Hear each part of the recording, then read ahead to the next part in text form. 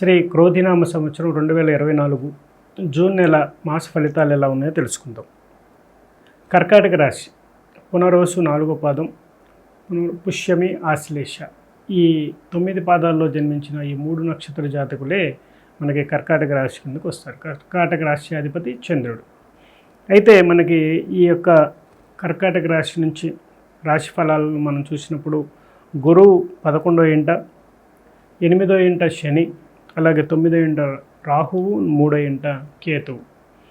వీటి యొక్క ఫలితాల వల్ల ఎలాంటి ఫలితాలు ఉండబోతున్నాయనేది చూద్దాం. అలాగే గురువు 11వ ఇంట ఒక్క గ్రహమే ఉన్నట్టయితే ఆ రాశిలో ఆ యొక్క ప్రభావం రాహువు మీద తీవ్రమైనటువంటి ప్రభావం పడే అవకాశం ఉంటుంది.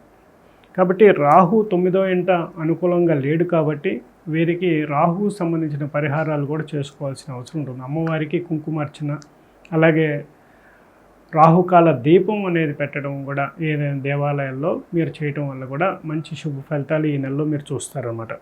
అదేవిధంగా ప్రతి చిన్న చిన్న ఊహించని కొన్ని మార్పులు జరిగే అవకాశం ఉంటుంది. చిన్న చిన్న విషయాలు కూడా ఆందోళన చెందే అవకాశం ఉంటుంది.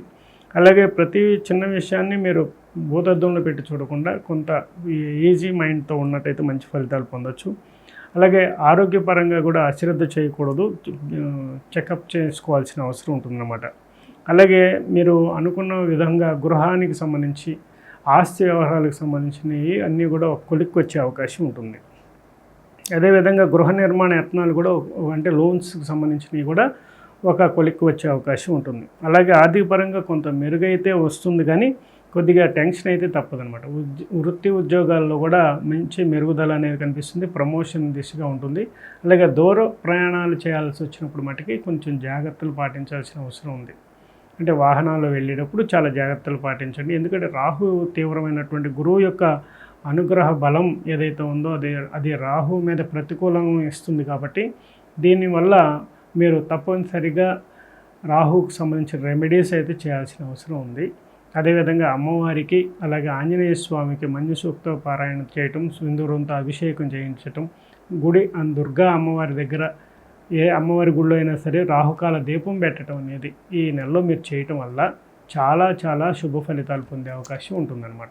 కాబట్టి కర్కాటక రాశి వారికి ఇంకా అనేక పరిహారాలు నేను చెప్పబోతున్నాను. మీరు ఏ రాశి వారు ఏ పరిహారాలు చెప్పానో అవి తూచే తప్పకుండా పాటించి చూడండి. చాలా చాలా మంచి ఫలితాలు వచ్చే అవకాశం ఉంటుంది.